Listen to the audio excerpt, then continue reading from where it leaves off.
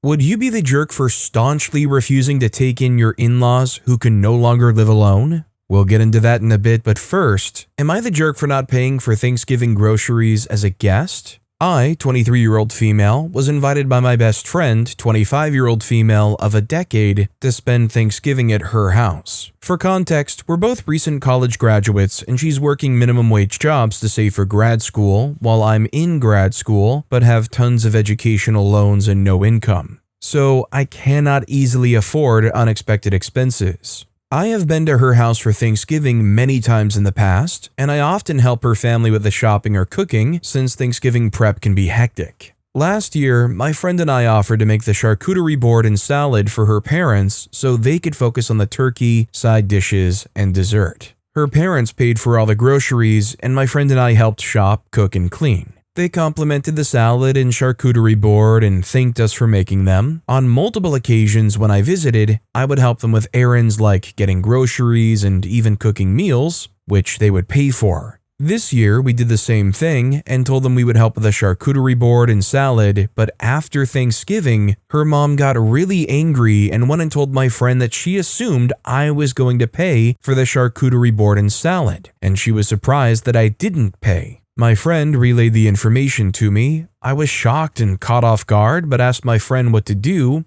and whether we should pay, but she said it was fine. But in the future, we should only shop for the dishes her parents were cooking and nothing else. I was okay with that, but then while my friend was sleeping, her mom cornered me in the house and started to chastise me about not paying for the groceries and kept saying that I was not a kid anymore and should now contribute to the Thanksgiving potluck. I was unaware that Thanksgiving was supposed to be a potluck. Nobody told me that before. I just noticed that when my friend's aunt, uncle, and cousin visited, they would bring one dish. I thought that was like a hostess gift, which I'd already brought, a $40 box of fancy chocolate. I thought I was a guest and was helping them shop and cook something that their daughter had okayed buying on their card and they had okayed last year. It was so awkward, and I tried to pay her mom back, but she wouldn't accept the money. But she also wouldn't stop chastising me. Her behavior felt really rude and inhospitable. I feel very hurt that she called me out like that while my friend was sleeping, and then later again while my friend was present. Nobody in her family said that they expected us to pay for the appetizer or salad this year. If they had done that,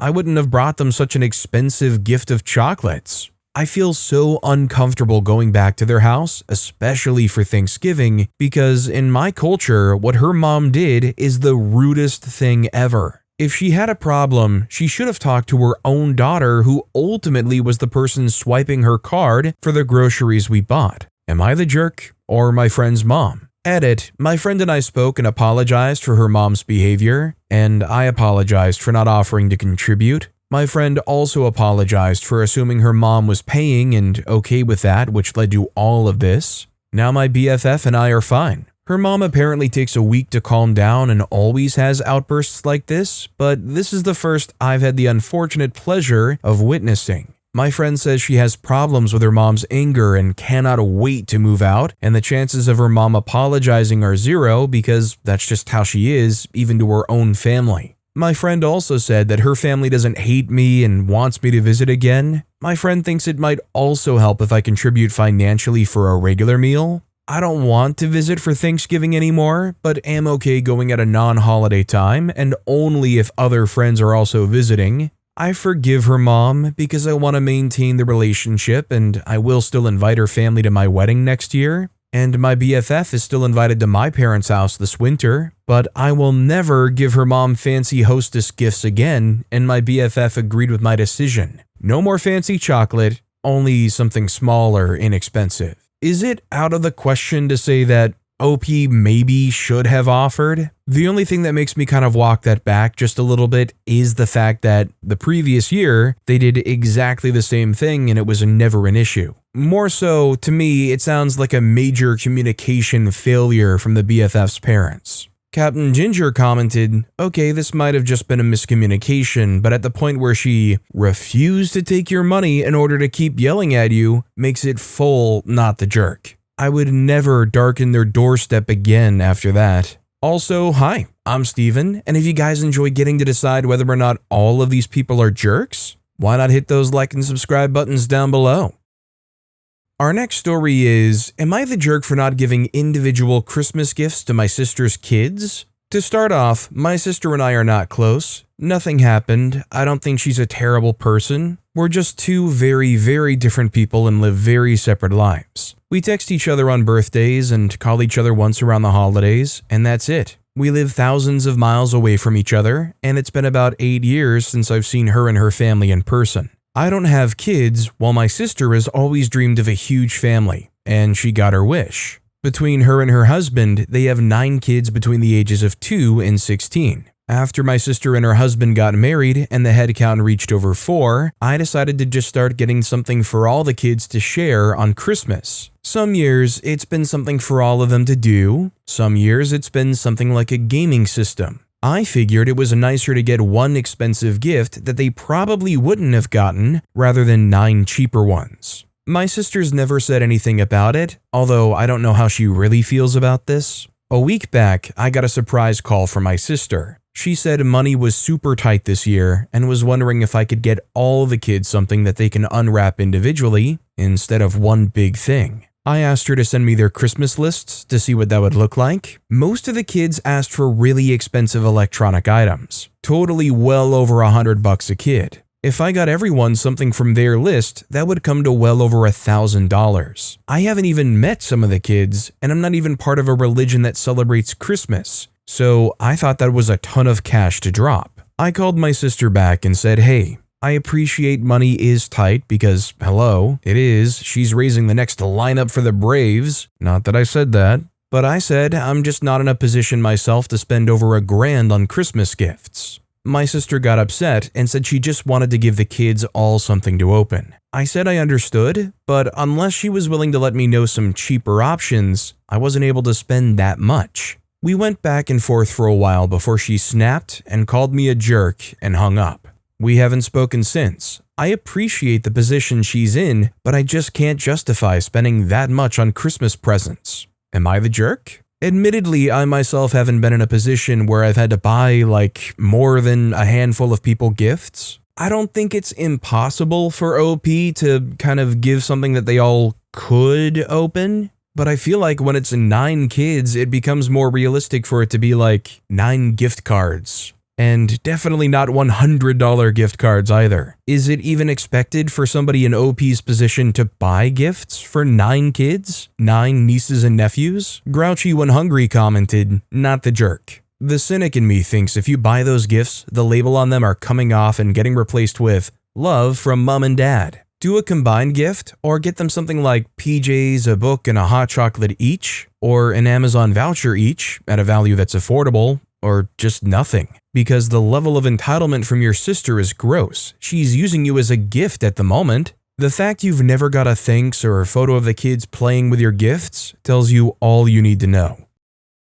Our next story is, am I the jerk for insisting on leaving at 1 p.m. before a 6-hour drive despite my aunt's pressure? Tomorrow, I'm supposed to drive my 2 cousins, 23 and 24, to visit family. We're using my car because one cousin doesn't have a license and the other's isn't registered. I'm the only one insured, so I'm the only legal driver. I work overnight and get off at 7:30 a.m. I told my cousins we needed to leave around 1 p.m. so I could get a few hours of sleep before driving 6 hours. They weren't thrilled and even suggested my cousin drive my car while I slept, even though she isn't insured. It took me putting my foot down for them to agree. Then my aunt started messaging me privately. She said, hey, you guys need to leave sooner than 1 so you have daylight. It might snow. I said, no, that's my boundary. I need sleep. She replied, don't tell me no. I said, if not, they can leave without me and my car. She kept pushing, asking, why are you so crabby? If you go to bed early, you don't have to worry about that, honey. You don't have to be crabby at me. Now stop. I explained I work overnight and need at least 4 hours of sleep before driving.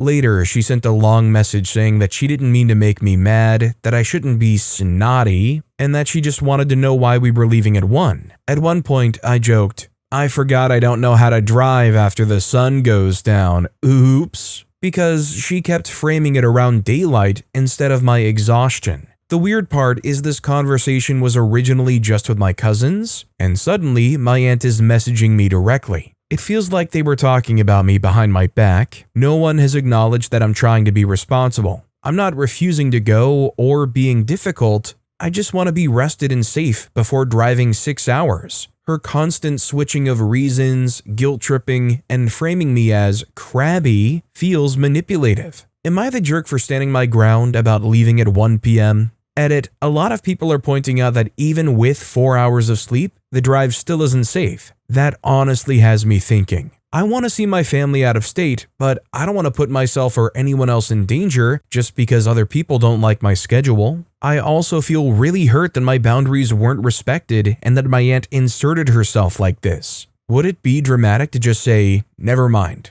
I'm not driving? Update, talking things out helped more than I expected. I decided to be honest with my cousins about how stressed and hurt I felt. I explained that I'm the only person insured to drive my car. I also told them that being called crabby, pissy, or snotty for holding a basic safety boundary really bothered me. My cousin without a license responded kindly and said that they were fine leaving whenever I needed. She told me they were not trying to gang up on me and that their mom just says things to say them. She said that they love me and just want me to be rested and safe. That honestly helped a lot. I also shared that I checked with my insurance and confirmed that if anything happened while someone else drove my car, I would still be liable. They understood. Then my other cousin, the one with a license, said she got her car fixed and registered and that she can drive instead. She said she would love to drive us. Now I feel a bit guilty, even though I know I was only trying to stay safe. I think I might be overthinking, but the whole situation suddenly feels a little strange again. So in regards to the whole thing, I myself would say I feel like everybody kind of understands and knows their own limits. The science might suggest otherwise. It might not be ideal, but I would be more than willing to believe that there's a lot of people that can do a drive like that on 4 hours of sleep. Some people are just Iron Men like that. That said, I feel like OP just needs to put their foot down, say these are my boundaries, either you come with me when I'm going to drive, or you figure something else out for yourself. Deep Okra 1461 commented, not the jerk. Anytime you supply the car, your rules are final. Anyone who doesn't like it can find another ride.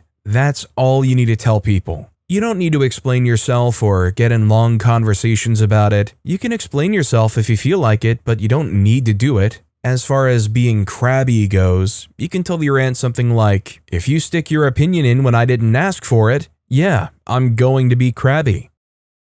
Our next story is, am I the jerk for letting my friend borrow a tampon that I didn't buy? This is the most bizarre situation I've literally ever been in, and the more I think about it, the more I start to overthink. I, 19-year-old female, live in a dorm with my roommate Alyssa, 19-year-old female. We have a bathroom inside our dorm. Basically, I had my friend Claire, 19-year-old female, over today, and we were just hanging out in the common area. Alyssa wasn't there. So Claire goes to use the bathroom, and 5 minutes later, she texts me and says she started her period and asks if she could borrow a tampon, which is right next to the toilet on the shelf Alyssa and I built. I told her of course. I thought absolutely nothing of this because I'm freaking normal until Alyssa gets back to the dorm and goes to the bathroom. She immediately comes back out and asks me if I got off the depot shot. I was confused and told her no. For reference, I'm on the depot shot, which is a method of birth control, so I don't get any form of period.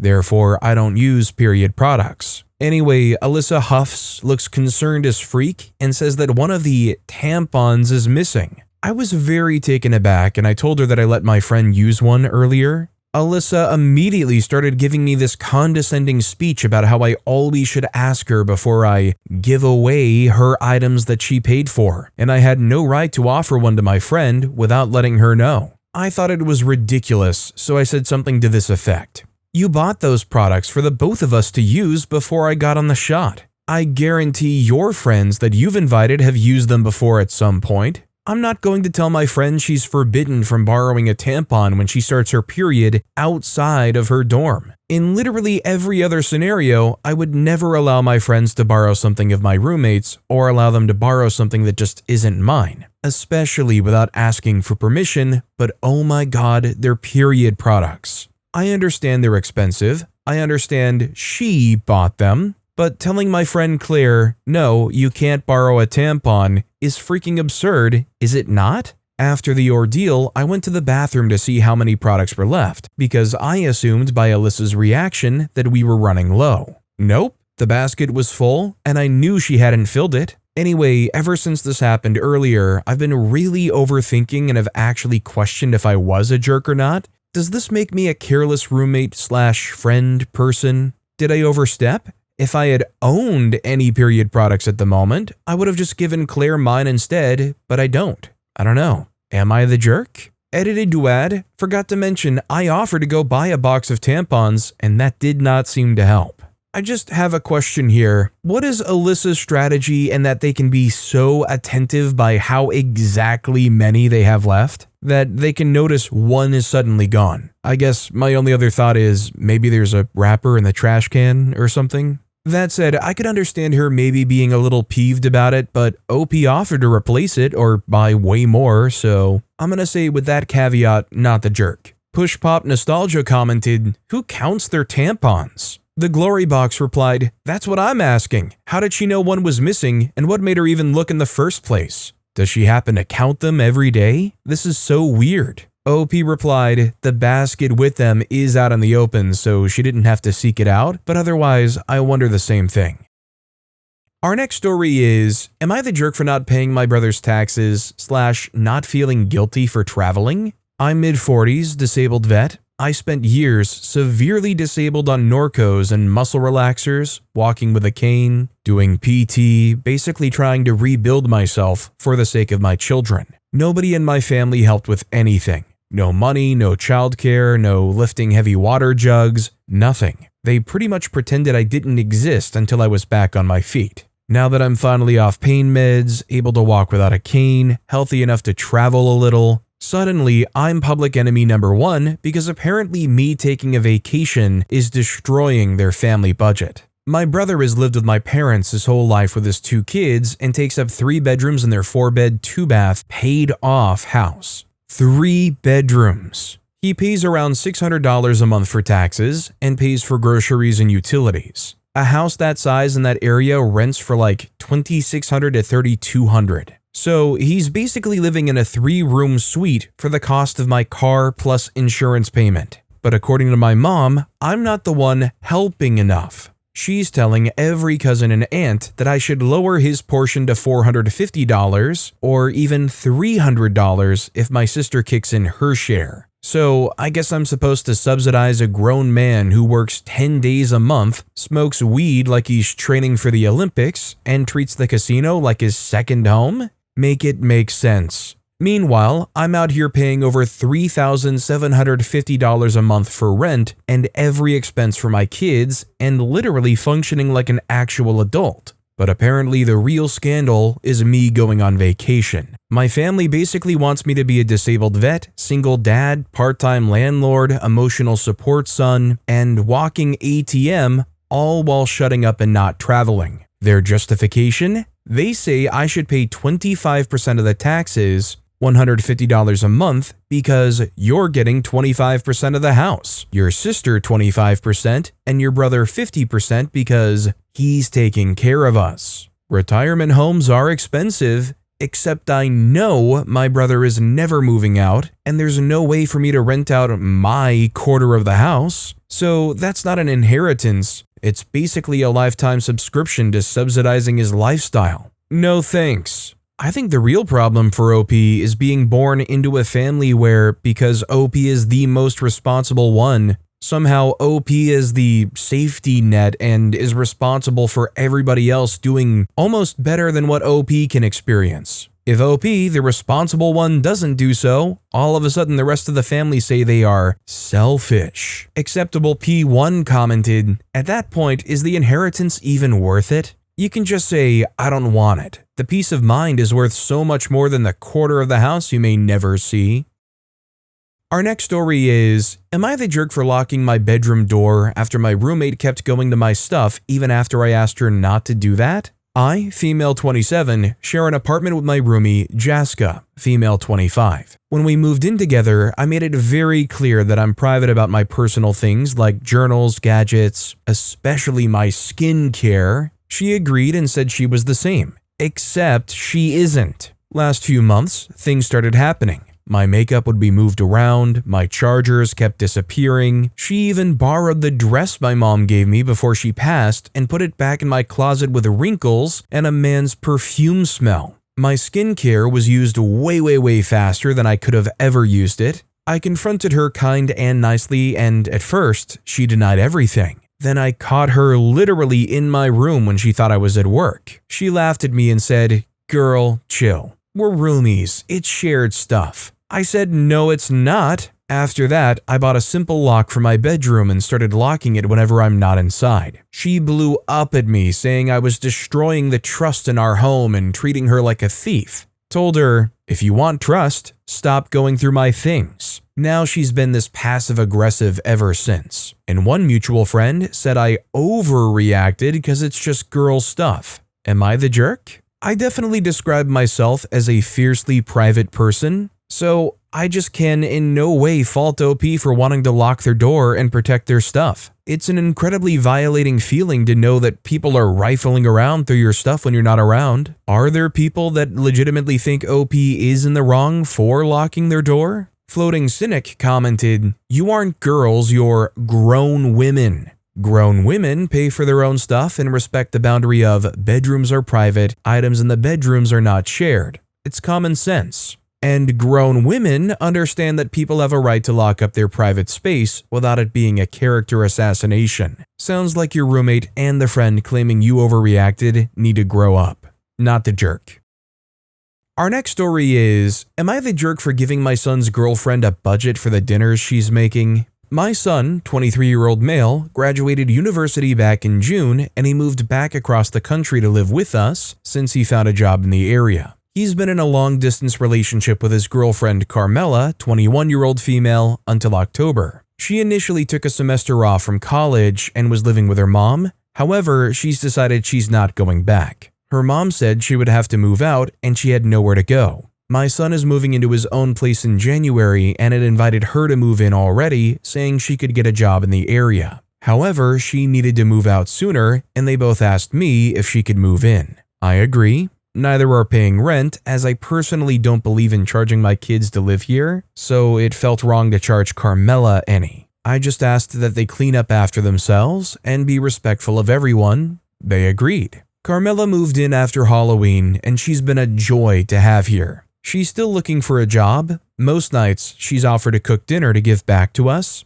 I've always told her it's not necessary, but she insists. She's a good cook, so I tell her if she wants to, have at it. A week into her living here, she mentioned wanting to make a certain dish, but we didn't have the ingredients. I offered to give her my card so she could buy groceries. Since then, it's become a regular thing. I didn't mind it initially. She picked up my groceries as well, and it seemed to be a good deal all around. But then, a couple of weeks in, she started wanting to make multiple trips a week and buy things that I normally wouldn't budget for on a regular basis, such as steak and seafood. I asked her on Sunday when she went to the store to please get everything she needed in one trip. She said okay. I thought that solved the problem. Cut to Monday night and we finished dinner. She and my son are talking while I'm doing the dishes. Carmela mentions wanting to make steak on Thursday. My son says that sounds good. Carmela says she'll have to go back to the store. My son turns to me and says, "Mom, give her the card." I tell them no. I say I already gave her money to go shopping on Sunday and told her to get everything she needed. I also said that we can't swing everyone having steaks this week. 6 people in the house, but maybe I can make them for Christmas dinner. I then go on to say if Carmela wants to keep cooking for us, which I appreciate, I am going to put her on a budget. I apologize for not doing it sooner. Carmela looks upset and my son seems offended. Later on, my son tells me I embarrassed Carmela when she's just trying to be nice. I said I appreciate her cooking dinner, but she's doing it on my dime and I can't afford this. I pointed out he's free to give her money to do this. My son pointed out they're only here a few more weeks. Can't I just make my guest happy? Am I really in the wrong here? Yeah, I think OP's not the jerk here when it comes down to whether or not OP themselves is wanting to finance it. If OP doesn't want to pay for it, that's kind of the end-all be-all, let alone the whole make sure you get everything in one go thing. Is this not a situation where OP just kind of needs to get a little bit firmer, even though it's not going to be a popular decision? I mean, you gotta be able to tell your kids no means no sometimes. Slonky Cat commented, "Not the jerk, but neither is Carmela. Your son is. He has a job and doesn't pay rent. Fine, but why is he not funding the ingredients? Give her the card also rubs the wrong way. He's already getting a pretty good deal. You are not an ATM." Our next story is, am I the jerk for refusing to take in my in-laws? I, 37-year-old female, have been married to my husband, 38, for 10 years. We have 2 children. He has 2 brothers, Henry, 40, who's married with 2 children, and Frank, 43, who's also married with 2 children. Their parents now need to move in with one of their sons because they can no longer live alone. One of his brothers called for a family meeting with all the siblings and their wives. Henry and Frank suggested their parents should live with my husband and I. Since I have the most experience, we own the biggest house with an in-law apartment that we use when we have guests visiting, and their wives both work. I'm the only one with a background in nursing, but I'm now mostly a stay-at-home mom. I keep my license current and work 1 weekend a month just in case I decide to go back to work full-time once our children are older. I said no because my mother-in-law and I don't have a good relationship. She's never been kind to me and we only see her twice a year because I don't want our children seeing her do that. I suggested a nursing home or assisted living. His brother said they did look into that option, but neither are options due to cost. I let them know that we will not be having their parents living with us and one of them will have to accommodate them at their home. They said they wouldn't be able to survive financially having their wives stay home. I apologized and told them if they had any questions while caring for them, I'd be available over phone, but told them I would not do it. My husband agrees with me but does think it was a little harsh. His brothers aren't speaking to us right now because they said I'm a jerk who's going to put them in a bad spot. Am I the jerk? Answers to questions. I saw a few people ask about selling their home, assets, and inheritance. They do not own a home, there are no assets, and no inheritance. There is very little money, and it's being used for necessities. It's an unfortunate situation. Update, we all had dinner tonight to discuss the situation further. We reviewed the costs of the assisted living facilities and the nursing homes in our area. The brothers decided they could not afford even splitting the costs for either option. They did ask again if we would consider using the in-law apartment, but my husband told them that that would not be happening. After some back and forth, one of my sisters-in-laws is going to be quitting her job after the new year. My brother-in-law not working was not an option for them due to the salary difference. Their children will share a bedroom to make room. There will be a home health aide for 3 hours, 2 times a week. My brother-in-law will contribute when he's home from work. My other sister-in-law and brother-in-law will go to their house 2 weekends a month to help and give them a break. My husband said he will help with the increase in bills from their parents staying with them, but that we couldn't contribute more than that. My brother-in-law did ask me to come by once a month to check on my in-laws and do assessments, but I declined. I said if they had any questions they can call me, but I wouldn't be comfortable being more involved. Now, obviously it's not our position to necessarily pry into the relationship between OP and their mother-in-law, but it sounds pretty clear-cut that OP wants nothing to do with her. So I feel like OP handled this pretty reasonably and constructively in a way that really helped make sure that there was a resolution that came out of it. It could have just fallen apart and been a lot of poo slinging and name calling, but it worked out. I mean, there is a solution in place.